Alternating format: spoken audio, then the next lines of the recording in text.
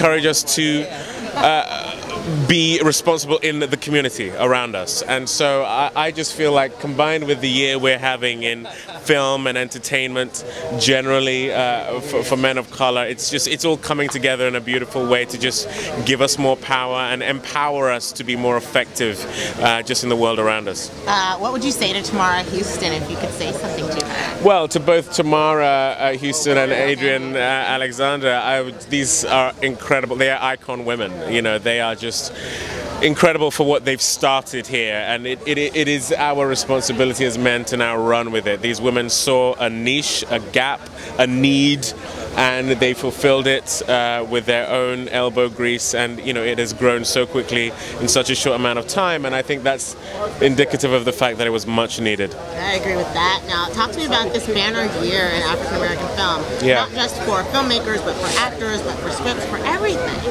Yeah, it is indeed a banner year, but what we have to be careful of is that it's not a blip. It's not a moment in time that we then you know, don't see again for another 15 years. And I think the way we do that is we take responsibility for telling our own stories. We do not rely on studios. We do not rely on others to do it for us. Films are now cheaper to make.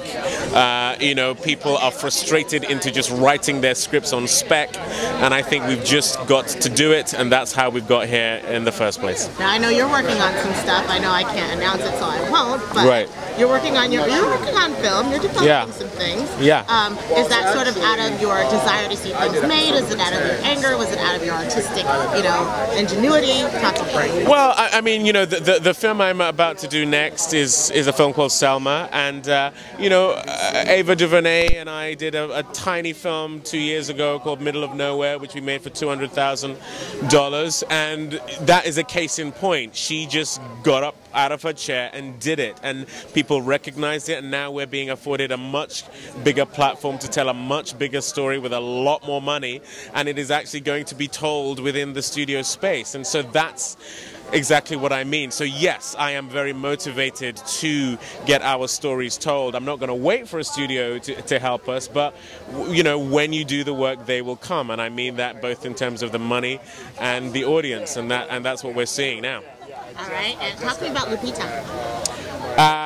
Well, I mean, she's a phenomenon, isn't she? I just love the fact that a woman with her hue of skin, with her cut of hair, and with her degree of talent is being celebrated in the way she is. My prayer for her is that this time next year we will be talking about several films she will have in the can in the way she would, the way we would expect if she were white. And that's what we need to see. We cannot, again, afford for this kind of situation to happen and it not be capitalized on by us and by Hollywood. So that's what we've all got to rally around her and make sure happens between now and the next 10 years of her career.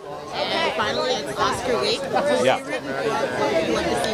Well, you know, for me, 12 Years a Slave is a perfect film. It literally is. I just think the performances, the production design, the costume, the writing, the direction, everything about that film works. And not only that, but the degree of truth that is being told in that film. It is a film that is uncompromising in telling our story so beautifully, so humbly and thought-provokingly, and I just feel that film deserves everything. Thank you so much. Thank you. David, can I ask you a couple of questions about... We're going to walk in the back over and bring it back.